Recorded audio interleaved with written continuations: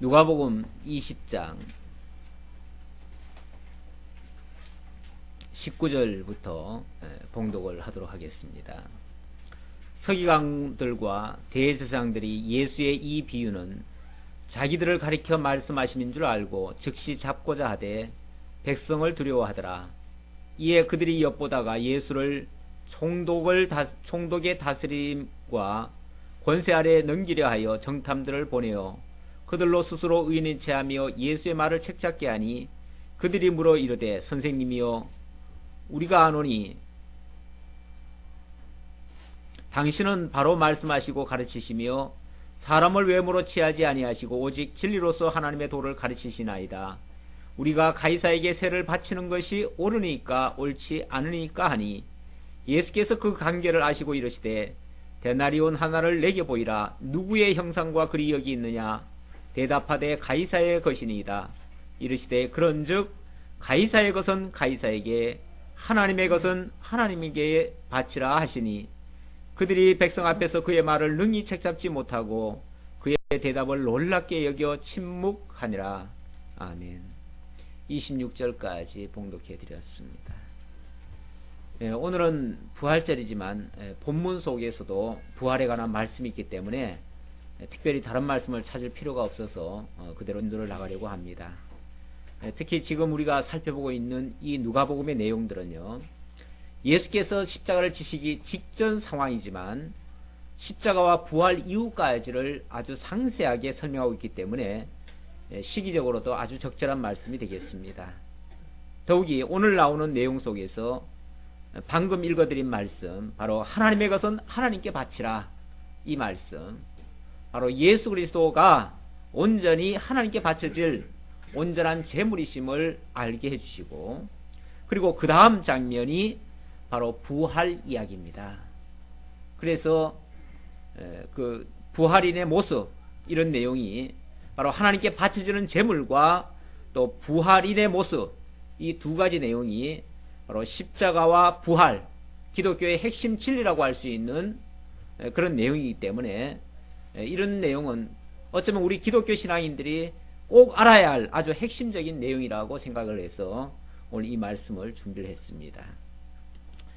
19절로부터 26절까지는 바리새인들이, 서기관들, 대제사장들이 예수님을 어떻게 해서든지 잡아서 가두려고 하는 그런 음모 속에서 나온 이야기입니다. 지난번에 예수님께서 문화 비유를 하시면서 하나님의 아들로, 그러니까 여러 종들을 보내가지고 그 세를 바치라 하다가 계속 종들을 죽이고 핍박을 하니까 마지막에는 자기 아들을 보냈다는 이야기를 했습니다. 그랬더니 그 아들을, 이 아들만 죽이면은 이제 우리 세상 된다 해가지고 그 아들마저 죽였다는 그런 이야기를 했습니다. 그 이야기는 물론 그 비유 속에서 예수님이 마지막 선지자로 왔지만, 그리고 하나님의 아들로 직접 오셨지만 예수님마저 종교 지도자들이 죽이게 될 것이라고 하는 그런 예언의 말씀이었습니다. 그 말씀을 하니까 눈치 빠른 이 지도자들이 모를 리가 없죠. 사람들이요, 자기들이 하라고 하면 잘 못하지만은 판단하는 것은 잘합니다. 그렇죠? 사실 제가 지난주간 이 강대상 문제 때문에 신경을 조금 썼는데 이 고르기는 굉장히 힘들어요. 근데 갖다 놓은 거 판단하기는 굉장히 쉬워요. 그렇죠? 누구든지 보고 한 말씀씩 다 할 수 있는 그런 상황이더라고요. 그래서 이게 직접 하기는 어려워도 판단하기 굉장히 쉽구나라는 생각을 했는데, 예수님의 말씀의 의도를 그 바리새인들이 너무나 잘 알지요. 지금 우리를 가리켜서 하는 말이구나 라는 걸 바로 눈치를 채죠. 그러니까 그들이 예수에 대해서, 안 그래도 지금 예수에 대한 감정이 아주 안 좋은데 자기들을 가리켜서 그렇게 정지하듯이 얘기를 하니까 이 예수를 어떻게 해서든지 잡아들여야 되겠다, 체포를 해야 되겠다, 가만히 내버려뒀다가는 큰 문제가 일어나겠다, 자기들이 아주 곤란한 지경에 빠지겠다, 그러니 어떻게 해서든지 예수를 잡아 죽여야 되는데 죽일 명분이 없는 거예요. 명분이. 문제는 명분이 없어요. 그래서 그들이 머리를 쓴 겁니다. 어떻게 머리를 쓴 건가? 다시 한번 19절부터 읽어볼게요. 서기관들과 대제사장들이 예수의 이 비유는 자기들을 가리켜 말씀하심인 줄 알고 즉시 잡고자 하되 백성을 두려워하더라. 이에 그들이 엿보다가, 기회만 엿봅니다. 기회만 엿보다가 예수를 총독의 다스림과 건세 아래에 넘기려 하여, 자, 목적은 분명히 섰습니다. 이제 잡아다가 저 권세자들한테 넘겨가지고 사형받도록 이렇게 하겠다는 거죠. 원래 배운 사람들이 법을 좀 알기 때문에요. 그 법이 어떻게 하면은 올가맬 수 있다는 것까지도 잘 압니다. 그래서 이 일반인들은 잘 모르는, 그러니까 상식적으로 이렇게 하면 괜찮겠지 해가지고 했는데 그런 것이 법에 걸려요.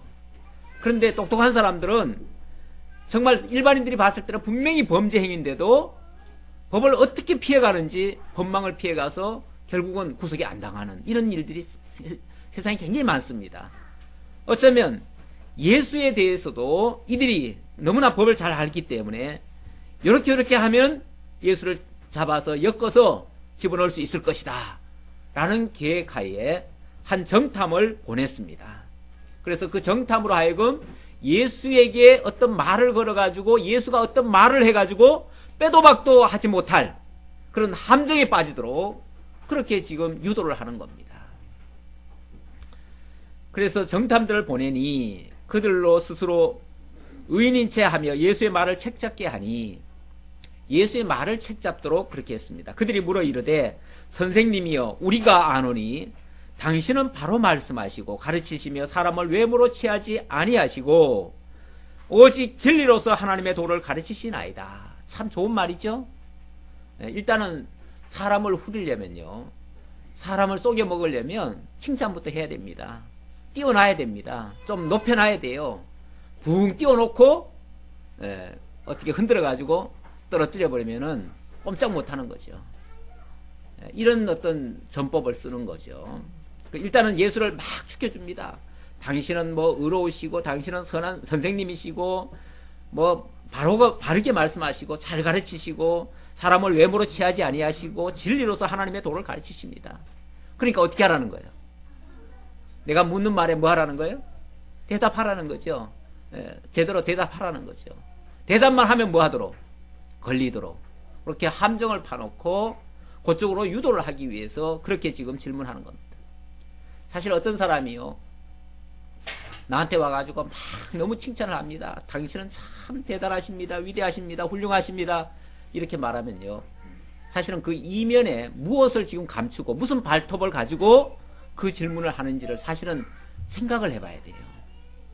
야, 저 사람 날 칭찬하는 거 보니까 날 되게 좋아하는가 보다, 아니면 되게 내가 뭐 잘했는가 보다. 특히 목사들은 설교하고 나면 은혜 받았습니다, 뭐 했습니다 하면은 갑자기 자기가 으쓱해지고 마치 자기가 뭐 대단한 존재가 된 것처럼 착각하는 경우가 있어요.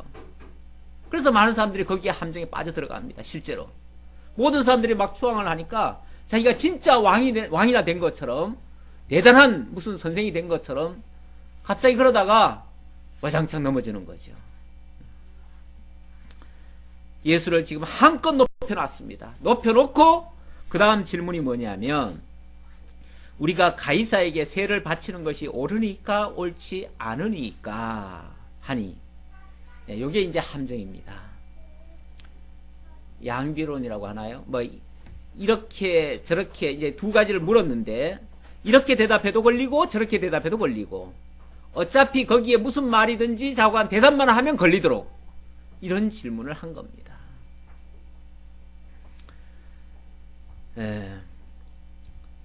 가이사에게 세를 바치는 것이 옳으니까 옳지 않습니까?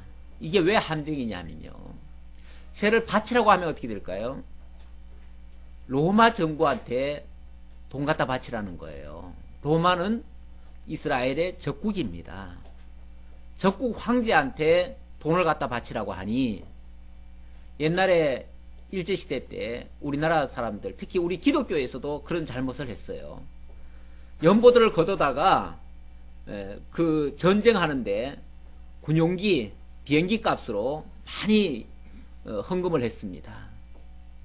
기독교도 많이 그렇게 했어요. 근데 그것이 나중에 가서는 그게 매국 행위가 된 거죠. 우리나라로 봐서는 아주 잘못된 거죠. 그래가지고 지탄의 대상이 되고 그랬는데, 가이사에게 세를 바친다고 하는 것은 그걸 그렇게 얘기를 해버리면은 국민들로부터 공분을 삽니다. 물론 그것이 법을 어긴 건 아니에요. 어긴 것은 아니지만은, 그러나 국민들의 정서상 용납할 수가 없는 거예요. 배신자예요.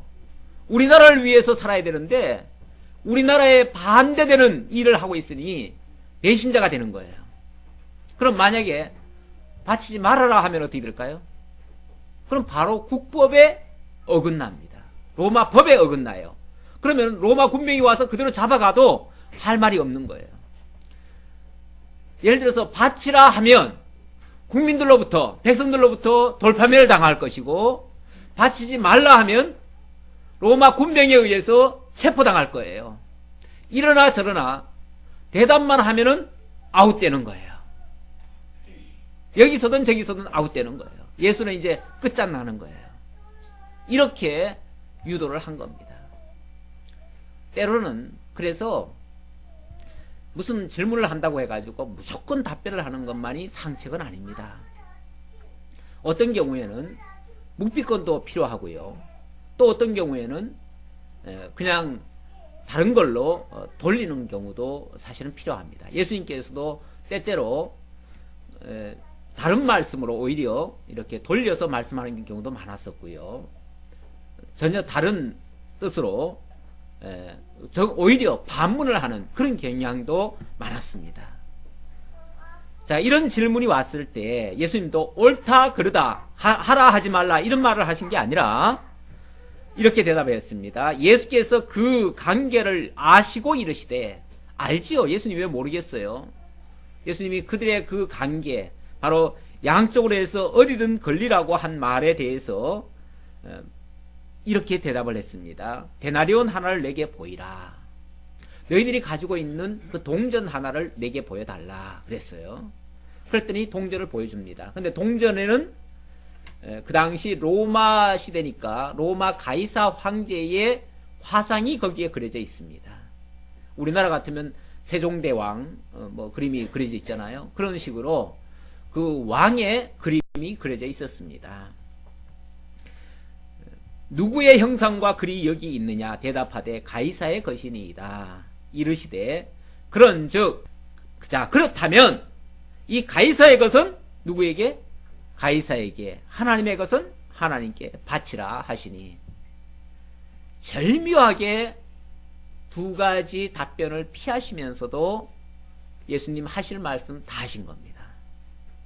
대답 안 하신 것도 아니에요. 피하신 것도 아니에요. 피하신 것도 아니면서 절묘하게 두 가지를 다 결국은 대답을 하신 겁니다. 하셨는데, 가이사의 것은 가이사에게, 하나님의 것은 하나님에게. 할 말 없잖아요. 가이사의 건 가이사에게 줘라. 자기 거 자기한테 돌려라 그 말이죠. 자기 거 자기한테 돌리라는데 무슨 거기에 트집 잡을 게 있어요? 세금을 내라 말라 했으면 트집 잡겠죠. 그러나 가이사의 것은 가이사에게, 하나님의 것은 하나님께 했으니까 그건 트집 잡을 것도 없어요. 네. 하시니 그들이 백성 앞에서 그의 말을 능히 책잡지 못하고 그의 대답을 놀랍게 여겨 침묵하니라. 참 놀랍다. 어떻게 이런 답변이 나올 수가 있는가. 어쨌든 그런 답변을 해서 예수를 잡아들이는 데는 일단 실패를 했습니다. 그런데 여기서 중요한 것은 가이사의 것과 하나님의 것이 무엇이냐, 이게 사실은 매우 중요한 내용이 되겠습니다. 이것이 그냥 예수님이 그 위기만 모면하려고, 아니면 그 임기응변적으로 그것만 피하기 위한 목적에서 이 말을 했는가, 그거는 절대 아니에요. 오히려 그런 기회를 통해서 가이사의 것이 무엇이며 하나님의 것이 무엇인지, 그리고 하나님의 것은 반드시 하나님께 바쳐야 된다고 하는 것을 강조하신 내용이에요. 그렇죠? 그게 사실은 오늘 우리에게 주시는 이 말씀의 핵심이고 그게 참 진리예요. 그럼 가이사의 것이 무엇이겠습니까? 일단 아까 화상 보여주면서 그 동전이 가이사의 것 아니냐. 사실 이 왕정 시대는요, 그 나라 안에 있는 모든 소유는 공식적으로는 왕의 것입니다. 물론 각 개인의 재산을 인정을 해주지만은 크게 말하면 다 왕 안에 있는 겁니다. 왕 안에서 자기들끼리 서로 나누는 것 뿐이지, 법적으로는 쉽게 말하면 다 왕의 소유예요. 그러니까 당연히 모든 것은 다 가이사가 원하면, 가이사가 요구하면 다 내놔야 돼요. 그럼 그건 다 가이사일 거예요. 어째 보면 그 당시에 그 나라 안에 있는 모든 물질들은 다 가이사의 것이에요. 물론 돈은 뭐 당연한 것이고요. 그리고 그 사회에서 쓰라고, 그 세상에서 쓰라고 만들어 놓은 화폐, 화폐는 곧 이 통용하는 것의 대치품 아닙니까? 그렇죠? 물건을 일일이 나눌 수가 없으니까 원래는 다 물물교환이었잖아요. 물물교환이다가 물물교환이 너무 불편하니까 그거를 화폐로 바꾼 거 아니에요? 화폐로 대신해 가지고 결국은 다 물물교환하는 건데, 그것이 그러니까 그 당시의 모든 것들은 다 가이사의 것이다. 다 이 세상에 속한 것이다. 이런 뜻이에요. 이런 뜻인데, 그러면 하나님의 것은 무엇인가? 세상 것 중에 하나님의 것이 있습니까? 원래는 다 하나님의 것이었는데 부패하고 타락하면서 더럽혀졌죠. 다 더럽혀지면서 부정한 것이 하나님의 것이 될 수가 없습니다. 부정해진 이후에는 하나님의 것이 될 수가 없는 거예요. 왜냐하면 하나님은 거룩하신 분이고 깨끗하신 분이고 정결하신 분이신데 그분에게 더러운 것이 함께 하실 수가 없는 거예요. 하나님께서도 노아 시대 때 타락한 그 백성들 모두가 다 육체가 되었다라고 말씀하시면서 육체가 된 저들과 내가 함께하지 않겠다라고 말씀하셨어요. 함께 하실 수가 없어요. 그러면 다 버려진 것들이 되는 거예요. 버려진 것들. 그런데 그 중에서 하나님이 당신의 것을 찾으십니다. 찾으시는데 어떻게 찾으시는가? 그 중에 하나를 뽑아가지고 구별해가지고 따로 선택을 해가지고 이것은 내 것이다 라고 하나님께서 정하시는 게 있어요. 그걸 구약시대 때 뭐라고 그랬냐면 그걸 11조라 그랬어요. 그걸 첫 것이다, 11조다 이렇게 하면서 하나님의 것으로 구별을 하십니다. 물론 그것은 모형과 그림자죠. 그건 참이 아니에요. 사실은 그걸 선택을 해놨다고 할지라도 그거는 어디까지나 세상 것 중에 하나를 택했기 때문에 그것 자체도 사실 깨끗하다고 할 수가 없어요. 그러나 하나님께서 모형적으로 가르쳐주기 위해서 계시적인 차원에서 어느 거 하나를 특정해 놓고는 이것은 내가 구별해놨다, 내 것이다 라고 말씀하셨어요.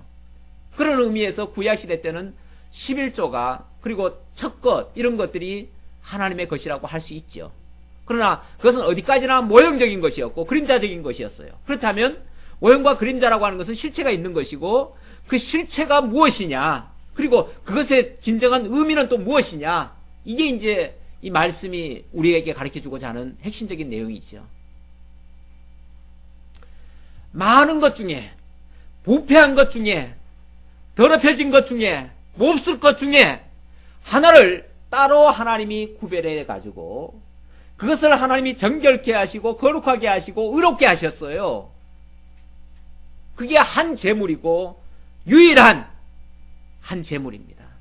그 한 제물을 하나님은 받으시고 그걸로 대신을 하시고 그거 받으신 다음에 나머지 9을 거룩하게 하시는 이런 작업을 해가십니다.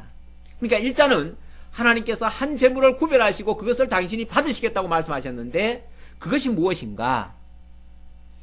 히브리서에 가보니까, 물론 구약시대 때는 계속 모형적으로 나왔고요. 히브리서에 가보니까 그것이 바로 예수 그리스도 제물임을 알게 하고 있습니다. 히브리서 한 군데 살펴보죠. 히브리서 10장 1절부터 한번 보도록 하겠습니다. 10장 1절부터 제가 봉독을 해볼게요. 율법은 장차 올 좋은 일의 그림자일 뿐이요 참 형상이 아니므로, 율법, 구약시대 때 하던 모든 제도나 이런 것들은 다 그림자였다. 좋은 일의 그림자였다. 결국 모형과 그림자였다. 그 말이고, 아니므로 해마다 늘 드리는 같은 제사로는 나오는 자들을 언제나 온전케 할 수 없느니라. 5절부터 보겠어요. 그러므로 주께서 세상에 임하실 때 이르시되 하나님이 제사와 예물을 원하지 아니하시고 오직 나를 위하여 한 몸을 예비하셨도다.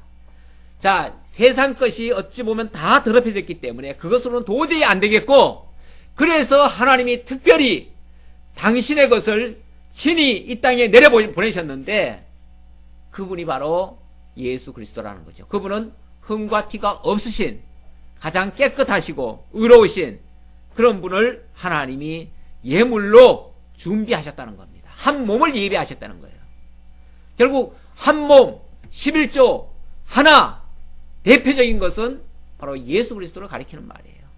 예수 그리스도를 하나님이 당신의 것으로, 당신께 바쳐질 제물로 삼으셨다는 겁니다. 자, 그래 놓고 9절 한번 볼까요? 그 후에 말씀하시기를 보시옵소서 내가 하나님의 뜻을 행하러 왔나이다 하셨으니 그 첫째 것을 폐하시면 둘째 것을 세우려 하심이라. 첫째 것 폐한다는 것은 율법 아래에서 11조 뭐 이런 것들을 폐하시면 둘째 것을 세우려 하심이라. 예수 그리스도로 온전케 하기 위한, 그걸 세우기 위해서다 그 말이죠. 이 뜻을 따라 예수 그리스도의 몸을 단번에 들이심으로 말미암아 우리가 거룩함을 얻었노라. 그래서 예수 그리스도가 11조로 온전히 하나님께 드려지니까 그 안에 있는 자들까지도 더불어서 거룩하게 되어졌다. 오늘 우리도 그리스도 안에서 예수 때문에, 예수 한 몸 드려졌는데 실제 하나님의 것으로 하나님께 드려진 것은 예수밖에 없는데 우리는 그 예수 안에서 우리도 거룩하게 되어졌다 그 말입니다. 그래서 제사장마다 매일 서서 섬기며 자주 같은 제사를 드리되 그렇게 해서 이제 온전한 제사가 됐다는 것을 말씀드리고, 14절 한번 읽어보고 마칠게요. 12절 오직 그리스도는 죄를 위하여 한 영원한 제사를 드리시고 하나님 우편에 앉으사 그 후에 자기 원수들을 자기 발등상에 되게 하실 때까지 기다리시나니 그가 거룩하게 된 자들을 한 번의 제사로 영원히 온전케 하셨느니라. 하나님이 예수 그리스도를 보내가지고 죄를 위해서 한 영원한 제사를 드리시고, 그리고 나서 하나님 우편에 앉으셨다. 부활하셔서, 부활 승천하셔서 하나님 보좌 우편에 앉으셨다. 그것이 온전히 하나님께서 받으셨다고 하는 확증사건입니다. 확증사건. 예수의 부활과 승천은 하나님께서 그 제물을 온전히 받으시고 온전히 거룩하게 하셨다는 확증사건이다 그 말이에요. 그렇게 해서 그가 거룩하게 된 자들을 한 번의 제사로 영원하게 온전케 했다.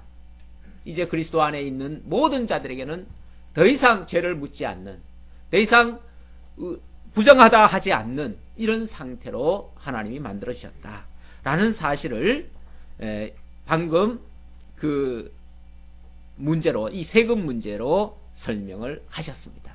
이것이 결국 예수 그리스도 한 제물로 하나님의 것으로 구별돼서 온전히 십자가로 못 박혀 죽으시고 온전한 한 제물이 되실 것을 가리킨 내용이었다라고 말씀드리고요.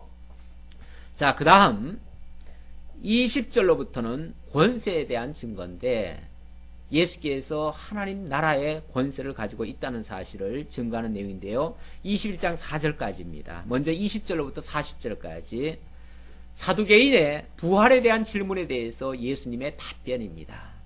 이 사두개파는요, 오늘날의 신신학자들과 같습니다. 27절 볼까요? 부활이 없다고 주장하는 사두개인 중 어떤 이들이 와서 물어 이르되 선생님이여, 모세가 우리에게 써주기를 만일 어떤 사람의 형이 아내를 두고 자식이 없이 죽으면 그 동생이 그 아내를 취하여 형을 위하여 상속자를 세울지니라 하였나이다. 그런데 7형제가 있었는데 마지가 아내를 취하였다가 자식이 없이 죽고 그 둘째와 셋째가 그를 취하고 7이 다 그와 같이 자식이 없이 죽고 그 후에 여자도 죽었나이다. 7이 다 그를 아내로 취하였으니 부활 때 그 중에 누구의 아내가 되리까? 무슨 소리입니까? 우리나라에서요, 얼마 전에 목회자들 대상으로 해서 설문조사를 했는데 아주 충격적인 그 보고가 있었어요. 천국과 부활에 대해서, 특히 부활에 대해서 확실히 믿느냐 라고 물었을 때 한 50%만 확실하다고 이렇게 얘기한 대답이 나왔대요. 부활을 증거를 하는데, 오늘 부활절이니까 교회들마다 다 부활 얘기할 거 아니에요? 부활 얘기 안 하는 교회 한 군데도 없을 거예요. 다 부활 얘기하는데, 그런데 설교를 가만히 들어보시면 정신적 부활을 얘기하는 경우도 많이 있습니다. 실제 부활이 아니라 정신적 부활. 정신적 부활이면 뭐죠? 실제 몸의 부활을 믿는 겁니까? 안 믿는 겁니까? 그건 안 믿는 거예요.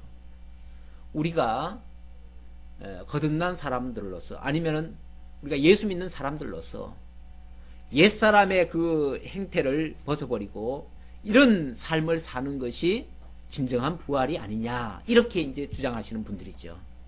물론 그 말이 틀린 말은 아니죠. 우리가 거듭났으니까 이렇게 살아야 된다 하는 건 맞는 말인데, 실제 육체적 부활을 믿고 그 말을 하는 건가? 이게 이제 문제가 되는 거죠. 예수님 당시에도 바리새파가 있었고, 이 사두개파, 에세네파, 뭐 무슨 파, 여러 파가들이 있었는데, 바리새파들은 철저히 율법주의자들입니다. 율법대로 살자고 하는 자들이에요. 에세네파 같은 경우는 아주 경건하게 살고자 하는 자들이고, 헤롯 당들은 아주 정치적인 목사들이에요. 정치적인 지도자들이에요. 그리고 사두개파들은요, 이 사람들은 신신학자들이에요. 오늘날로 말하면 신신학자들이에요. 이 신신학자들은 소위 말해서 요즘으로 말하면은 신복음주의자. 그러니까 정통적으로는 복음주의가 맞지요. 맞는데 신복음이라고 해가지고 복음을 새롭게 재해석을 하는 거죠. 뭐 신자가 들어간다고 다 좋은 게 아닙니다. 신자 들어가면 기존 것을 뒤엎는 경우가 많아요.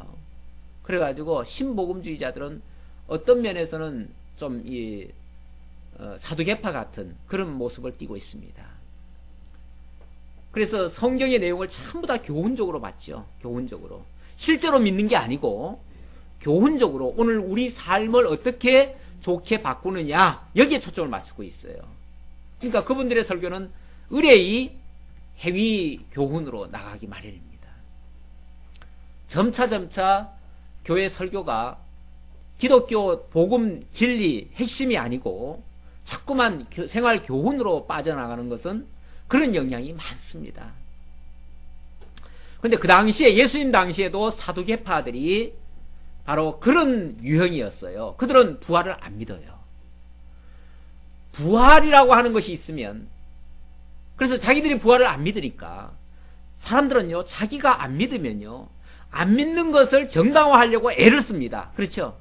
누구든지 그러잖아요. 자기가 알고 있는 대로 주장을 하려고 하잖아요.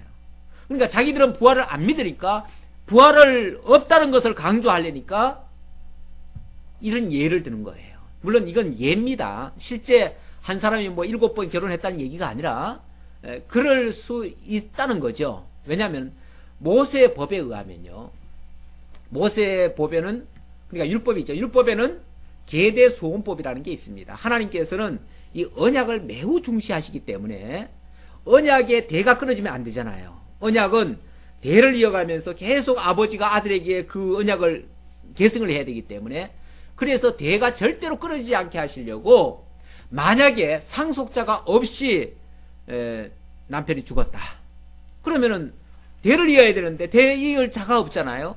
그런 경우는 동생의 아내가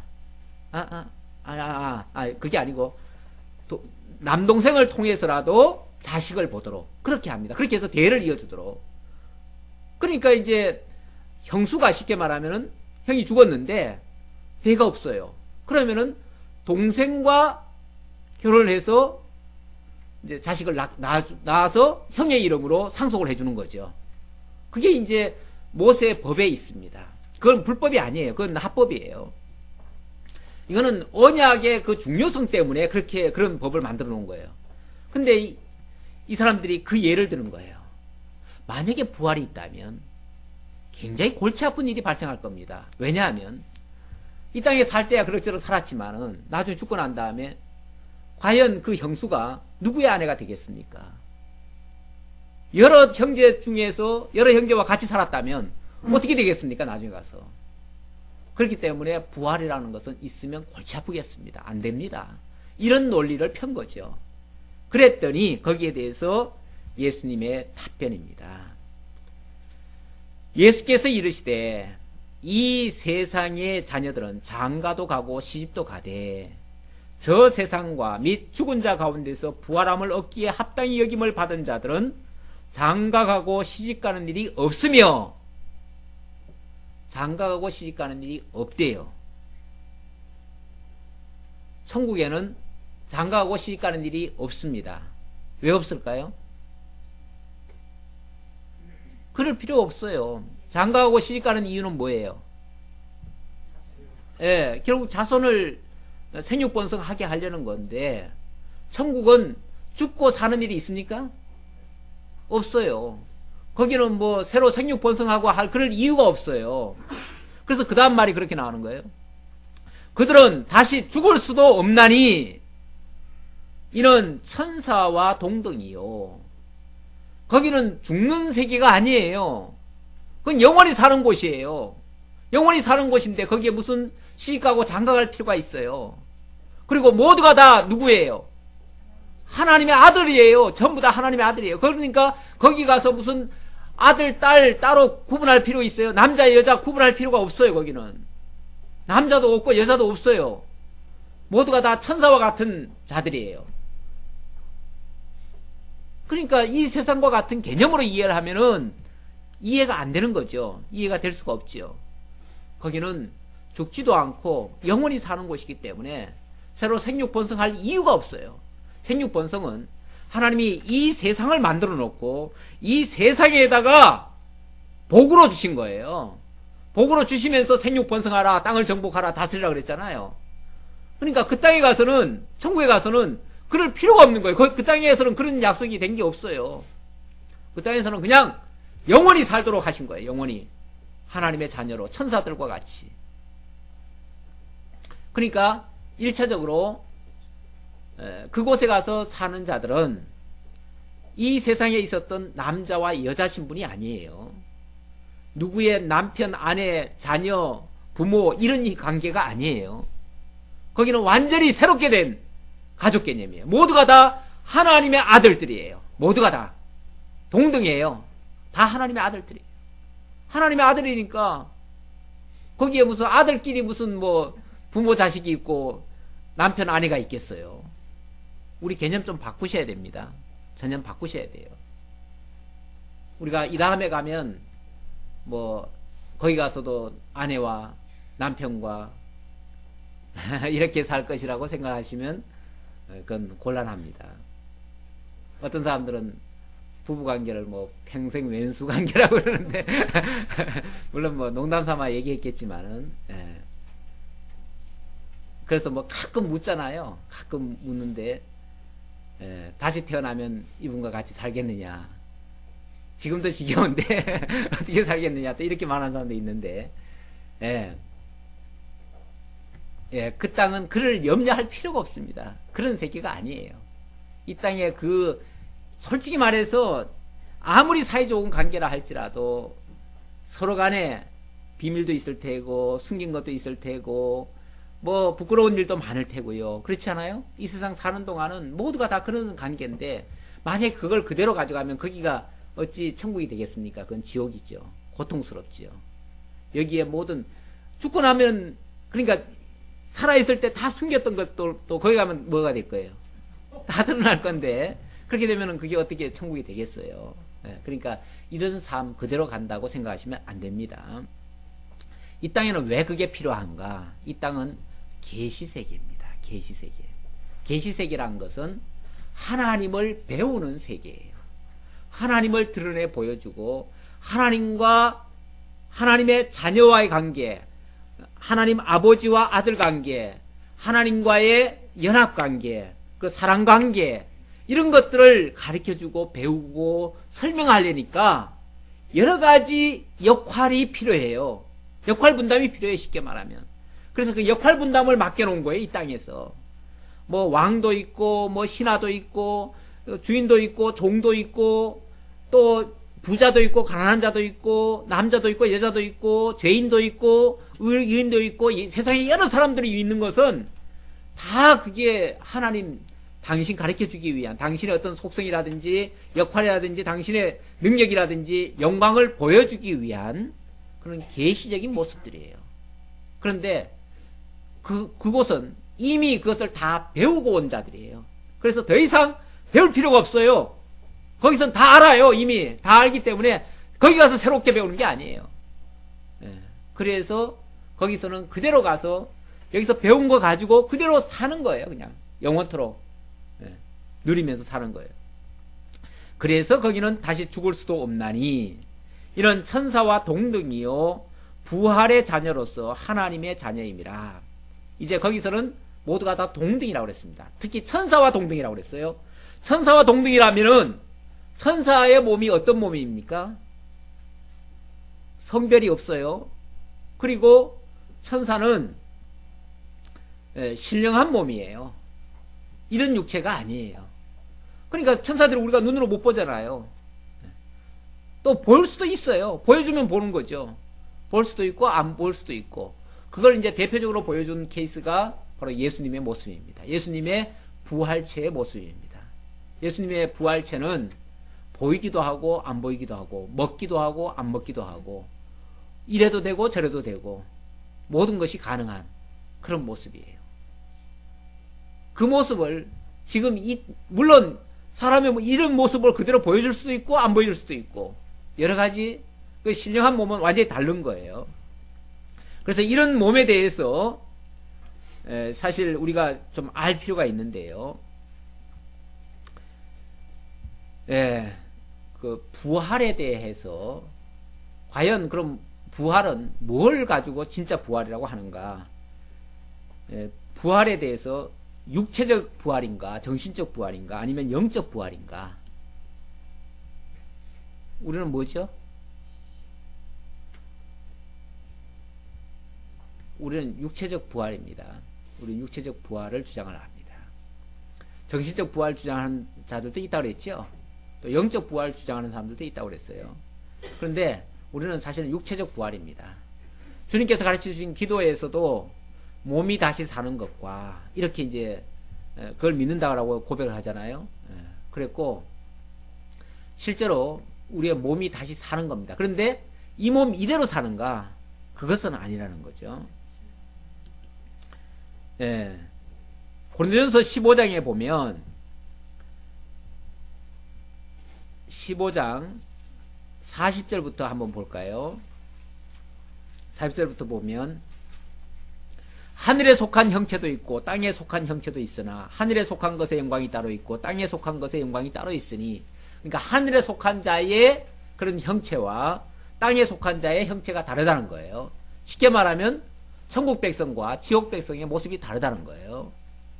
해의 영광이 다르고 달의 영광이 다르며 별의 영광도 다른데 별과 별의 영광이 다르도다. 그런 것처럼 죽은 자의 부활도 그와 같으니 썩을 것으로 심고 썩지 아니할 것으로 다시 살아나며 욕된 것으로 심고 영광스러운 것으로 다시 살아나며 약한 것으로 심고 강한 것으로 다시 살아나며. 오늘 참 몸이 아프신데도 오신 분들이 몇 분이 있지요. 사실 이 땅에 사는 동안은요 우리의 육체가 얼마나 연약한지 몰라요. 어디 부딪히기만 해도 깨지고요. 그냥 얼마나 약한지 몰라요. 이렇게 약한 몸 가지고 우리가 무슨 대단한 존재인 것처럼 지금까지 사실은 뭐 천하까지 다 움직일 수 있는 것처럼 우리들이 자고를 했었죠. 사실은 하면 된다, 할 수 있다, 뭐든지 그렇게 생각을 했던 우리들이었습니다. 뭐 너나 할 것 없이 다 그렇습니다. 그런데 막상 어디 부딪혀 보니까 뭐 하나도 못 이겨내잖아요. 그렇죠? 아무것도 하나 못 이겨내요. 땅바닥도 하나 못 이겨내고 떼덩어리도 하나 못 이겨내고 아무것도 못 이겨내요. 깨지고 부서지고 망가지고 뭐 썩어지고 또 얼마나 또 상처가 또 잘 나는지요. 조금만 관리 안 하면요, 막 흉터가 덧나고 뭐 악화되고 이런 모습들이 얼마나 많은지 몰라요. 참으로 이 땅에 있는 이 육체는요, 너무 약해요. 너무 연약하고 썩어질 몸이고 병들고 그러다가 결국은 죽잖아요. 이게 전부라면, 그리고 이런 몸으로 다시 산다면 참 허무하지요. 허무하지요. 그런 걸 바라서 우리가 그렇게 힘들어 살 수는 없는 거죠, 사실은. 그런데 분명히 성경은 그렇게 말하지 않고요. 이 썩을 몸을 신고 썩지 아니할 몸으로 다시 산다. 병든 몸을 신고 다시는 병들지 않는, 그리고 죽을 몸으로 신고 다시는 죽지 않을 그런 몸으로 다시 산다라고 설명하고 있습니다. 약한 것으로 심고 강한 것으로 다시 살아나고, 육의 몸으로 심고 신령한 몸으로 다시 살아나니 육의 몸이 있은즉 또한 영의 몸도 있느니라. 결국 신령한 몸, 이걸 신령한 몸이라고 한마디로 표현할 수 있습니다. 이 신령한 몸은 완전히 변화된 그런 모습입니다. 그래서 요한계시록에서도 보면 하나님이 함께 하실 때 다시는 사망이 없고 애통하는 것이나 곡하는 것이나 아픈 것이 다시는 있지 않을 것이다, 이렇게 말씀하고 있습니다. 이렇게 하나님께서는 분명히 우리의 육체를 바꿔주신다는 것을 알 수 있고요. 우리의 영은 그렇죠. 영에 대해서도 조금 설명을 해드릴게요. 우리의 영은 본래 하나님이 흙으로 지어놓고 거기에 생기를 불어넣었을 때 생영이 되었지요. 산영이 되었다는 얘기예요. 산영이 되었는데 선악과를 먹으면서 정령 죽으리라 하신 대로 죽어버렸죠. 그걸 사형이라고 그럽니다. 그러니까 생명이 사형이 된 거예요. 사형이 됐는데 사형이 된 상태에서 예수 그리스도가 찾아오셔가지고 대속해 제물로 죽어주신 다음에 그를 믿는 자마다 그러니까 눈을 뜨게 해가지고 믿어지게 해서 살아나게 하셨어요. 죽었던 영을 살아나게 했어요. 그러니까 우리가 다시 부활한다고 하는 것은 그 영이 다시 산다는 얘기가 아니에요. 영은 한 번 살은 것으로 다시는 안 죽습니다. 그렇죠? 왜? 영원한 생명으로 주어졌기 때문에, 영원한 생명으로, 예수 그리스도의 생명으로 영원히 거듭났기 때문에 그 영은 다시 죽지 않습니다. 그래서 그 영이 살아있는 한 우리는 죽는다 소리를 하지 않고 성경은 잠잔다라고 해요. 잠잔다. 영이 살아있기 때문에 죽은 게 아니고 몸만 죽은 거죠. 몸만 죽었는데 몸 죽은 것을 잠잔다라고 해요. 몸은 어차피 원래 뭐였어요? 원래 흙이었어요. 흙은 생기를 안 넣어주면 그냥 흙 자체예요. 그럼 움직이지 않는 거예요, 원래가. 거기에 생기를 넣으니까 움직인 거였고, 생기 빠지면은 아무것도 아니에요. 아무것도 아니에요. 그래서 육이 죽은 것은 사실은 물론 뭐 사는 동안이야 육이 죽으면 고통스럽지요. 그 주변 사람들한테 많은 슬픔을 주지요. 그러나 하나님 앞에서 봤을 때는 육의 죽음은 큰 문제가 아니라는 거죠. 그건 잠자는 것에 불과한 것이고, 그런 의미에서 그 영은 영원히 죽지 않습니다. 그래서 그 영은 다시 부활하고 말고 할 것도 없어요. 그러니까 진짜 중요한 것은 그 영에게 영의 몸이 이제 입혀지는 거죠. 입혀지는, 그게 중요한 건데 그게 바로 신령한 몸이다. 영의 몸, 신령한 몸, 그것이 매우 중요한 것이다. 그래서 뭐 그런 의미에서는 이제 완전히 이제 새롭게 변화됐으니까 영도 새롭게, 영은 거듭났고 또 몸도 새롭게 변화됐으니까 정신적으로도 또 새롭게 될 수는 있겠죠. 그런 면에서 정신적 부활도 얘기할 수는 있을지 모르지만 신령한 몸의 부활을 부정하면서 정신적 부활만 얘기하는 것은 합당치 않다. 그런 차원에서 제가 말씀을 드렸습니다.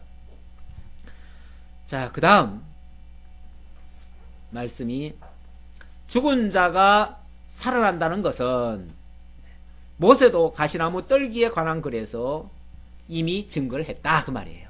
죽은 자가 다시 살아나는, 다시 말하면 부활에 대해서는 그 말이죠. 부활에 대해서는 모세도 가시나무 떨기에 관한 글에서 주를 아브라함의 하나님이요 이삭의 하나님이요 야곱의 하나님이라고 칭하였나니, 이게 모세도 그렇게 고백을 했었다 그 말이에요. 네. 사실은 하나님이 모세한테 알려주신 거죠. 나는 아브라함의 하나님이요 이삭의 하나님이요 야곱의 하나님이다. 당신 누구십니까? 라고 하니까 나는 아브라함의 하나님이요 이삭의 하나님이요 야곱의 하나님이다, 이렇게 얘기하셨어요. 자, 그러면은 아브라함, 이삭, 야곱, 모세 시대 때 봤을 때는 벌써 400년 전에 죽은 사람들이에요. 그렇죠? 400년, 500년 전에 죽은 사람들이에요. 죽은 사람들인데 그 죽은 사람의 하나님이라고 얘기를 하면, 지금 분명히 당신에게, 자기에게 지금 그 음성을 들려주는 자는 살아있는 게 맞지요. 맞는데 살아있는 자가 말씀하시기를 나는 아브라함과 이삭과 야곱의 하나님이다 라고 얘기를 했으니까, 그도 살아있다는 얘기입니까? 죽었다는 얘기입니까? 그도 살아있다는 얘기죠. 왜? 살아있는 분이 지금 나는 이 사람의 아버지다, 이 사람의 하나님이다 라고 얘기를 하니까, 아브라함과 이삭과 야곱이 지금 내 안에 있다, 내가 지금 그의 하나님이다 라고 얘기를 하고 있으니까, 결국 그 말 자체는 아브라함과 이삭과 야곱이 지금 살아있다고 하는 증거다 그 말이에요. 그런 의미에서 하나님은 죽은 자의 하나님이 아니라 산 자의 하나님이다. 육체적으로야 아브라함과 이삭, 야곱 다 죽었지요. 그러면 나는 이 죽은 자의 하나님을 왜 얘기를 합니까? 그렇죠? 죽은 자의 하나님을 얘기할 이유는 없지요.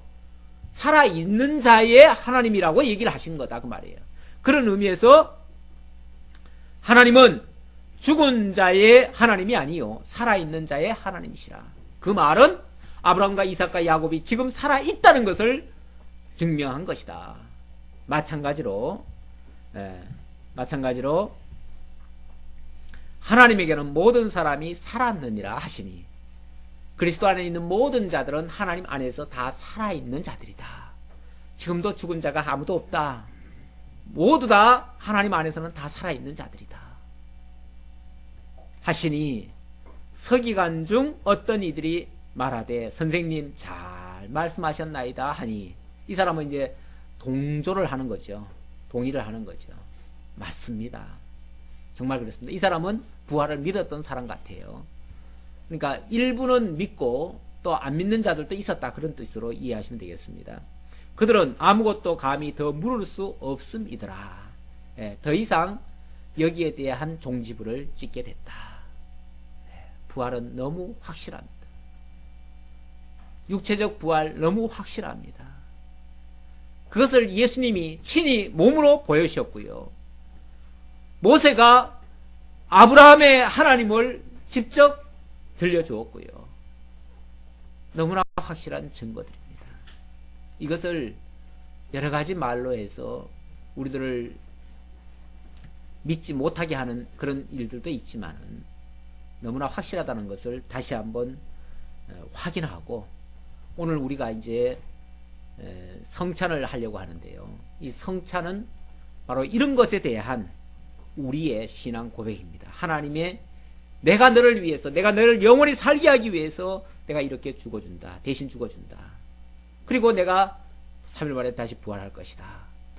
내가 너를 살리기 위해서, 너의 신령한 몸이 되고 너의 신령한 피가 되기 위해서 내가 몸과 살을 찢어주마 라고 하신 것이 바로 성찬입니다. 그것을 우리가 잊지 말고 기억하고, 그리고 그러한 신앙 고백을 우리가 하기 위해서 그 신앙 고백에 동참하는 차원에서 성찬을 하려고 합니다. 이제 기도하고 성찬을 시작하도록 하겠습니다. 아버지 하나님, 감사합니다. 오늘 너무나 뜻깊은 날입니다. 이 부활의 아침, 주께서 신이 부활하시면서 하나님은 살아계신 아브라함과 이삭과 야곱의 하나님이신 것을 입증해 보이시고, 그리고 죄로 말미암아 죽었던 모든 자들에게 소망을 주셔서 우리도 그리스도 안에서 영원히 함께 살 것을 기억하게 하시오니 참으로 감사합니다. 이 믿음에 동참하기 위해서 이제 오늘 성찬도 하고자 합니다. 성찬도 하는 성찬을 통해서 우리의 신앙 고백이 되어지게 하시고, 또 새 생명을 얻는 그 힘으로 능히 모든 것을 이겨내며 살아갈 수 있는 저희 모두가 되게 하옵소서. 예수님의 이름으로 기도하옵나이다. 아멘. 성찬에 관한 말씀 잠깐 그 성경 고린도전서 10장 16절 말씀 조금만 보도록 하겠습니다. 부활절에 맞춰서 우리가 그리스도의 몸과 피를 상징하는 떡과 포도주를 나누려고 하는데요. 고린도전서 10장 16절로 17절에 보면요. 내용을 보도.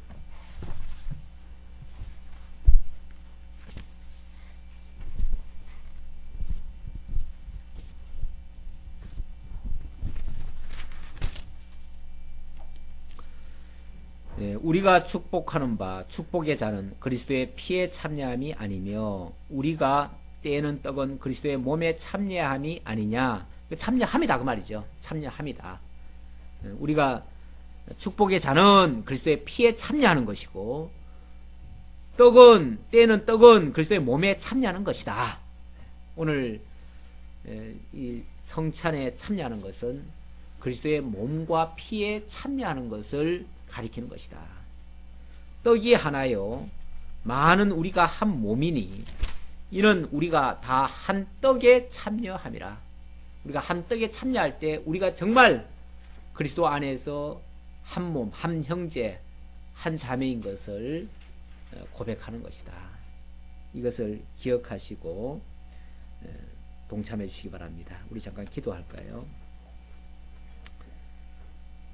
본질상 진노의 자녀로서 죄악으로 말미암아 죽었던 영을 다시 살리시고 마음을 새롭게 하실 뿐 아니라 이제 주님께서 친히 육체적으로 죽으셨다가 다시 살아나신 모본을 보이시고 우리에게도 죽어지고 썩어질 육체까지 신령한 몸으로 다시 살리셔서 다시는 늙지도 쇠하지도 약하지도 아니할 몸으로 영원한 생명을 누리게 하시려고 부활의 소망을 주시고 또한 신령한 부활을 상징하는 떡에 참여하게 하심을 감사합니다.